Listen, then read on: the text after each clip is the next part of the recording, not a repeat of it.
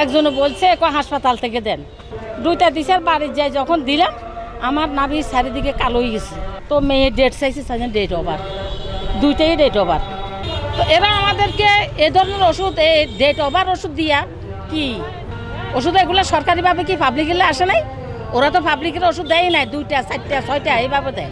রোগীরা এখানে আসলে ওনাদের চিকিৎসা পাইতেছে না, রোগীর ডাক্তার দেখতেছে না, ওষুধ ঠিকমতো ওষুধ পাওয়া যাচ্ছে না, এই ধরনের নানান সমস্যা। লাস্টে নোয়াখালী যাইতে বলতেছে, নোয়াখালী তো যাতায়াতের সমস্যা, এই জন্য নোয়াখালী যাইতে পারে না। এখানে চিকিৎসালয়ে আসলে এরা বলতেছে নোয়াখালী চলে যায়, এখানে ঠিকমতো ওষুধ পাইতেছে না, চিকিৎসা সেবা পাইতেছে না। ক্যানালক আঁটাইলে ক্যানালক লাগাইলে আবার পয়সা নেই, ওনারা চাইতেছে 100 টাকা দেন, 50 টাকা দেন, এটা চার পয়সা খুঁজে ওরা। এখন সকাল 11টা বাজে, এখনও প্যাথোলজি বিভাগে কোনো ডাক্তার নাই এবং অন্যান্য রুমগুলো এখনও তালাবদ্ধ। এখানে রোগীরা আসে ঘোরাফেরা করে, কোনো ডাক্তার পায় না। ডাক্তার সেবা থেকে আমরা হাতিয়াবাসী সবসময় অবহেলিত। চিকিৎসার অভাবে আমরা এখানে সবাই কষ্ট করতে হয় এবং আমাদের হাতিয়া থেকে নোয়াখালী আসা যাওয়ার যে দুর্গম পথ, সেজন্য আমাদেরকে হাতিয়াতে চিকিৎসা না পাওয়ার জন্য আমরা সবসময় নোয়াখালী কিংবা ঢাকা অন্যান্য জায়গায় যেতে হয়। এখানে একটা সরকারি হসপিটাল থাকার পরও আমরা চিকিৎসা থেকে বঞ্চিত। যদি আমরা এখানে চিকিৎসাই না পাই তাহলে আমাদের হসপিটালে কেন দেওয়া হয়েছে? যে টেস্ট হাসপাতাল শুরু যেটি আছে থাকা সত্ত্বেও এরা বাইরে পাঠায় দেয় এদের লোক দিয়ে, এবং তাদের নিজস্ব আমার ল্যাব আছে এবং কমিশন নেয়। নাম্বার 2, তারা আমার তার ওষুধ দেয়, ওষুধ থাকা সত্ত্বেও তো ওষুধ দেয় না। তারপরে যে 3 নম্বর পয়েন্ট যেটা হলো আমার ভিজিট সেরা তো রুগী দেখে না, এমন একটা রিপোর্টও দেখে না। তারপর যে এখানে যারা ওই নাইট গার্ড, ঝাড়ুদার, এরাই ইমার্জেন্সিতে সেবা দেয়। তো এখানে আমরা এদের থেকে কি আশা করতে পারি? যেমন এমআররা আসলে রুগীরা বাইরে বসে থাকতো, এমআররা ওদের সাথে ডাক্তার ভিজিট করি, যতক্ষণে যাবে তারপরে যে আমার রুগী সেবা পাবে।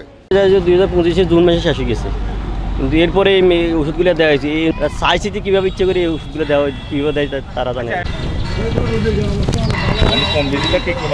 এই যে কালকে 11টা আমাদের একটা নবজাত বাচ্চা আসছে, এখন এখানে আইসির ব্যবস্থা নেই, অক্সিজেন ব্যবস্থা নেই।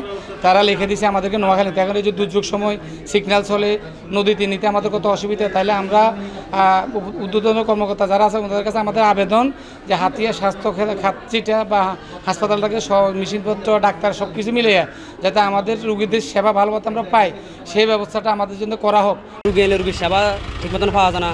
আবার এখানে ডাক্তার থাকে না, ডাক্তারের ল্যাবে নিয়ে 300 টাকা ভিজিট নিয়ে যায়, 100 টাকা কম হলেও হবে না ভিজিট।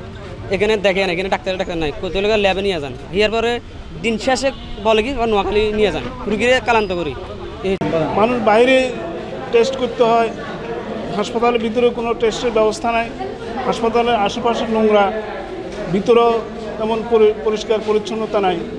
এই কিন্তু আমরা আজকে 3 দিন কোনো হসপিটাল থেকে কোনো আমরা ওষুধ পাইনি, শুধু পাইছি একটাই নাভা আর ফ্যাথেন্ডেবল। সমস্ত ওষুধগুলো আমরা বাড়িতে কিনে আনতে হয়, আমাদের প্রচুর একটা কষ্ট হয়।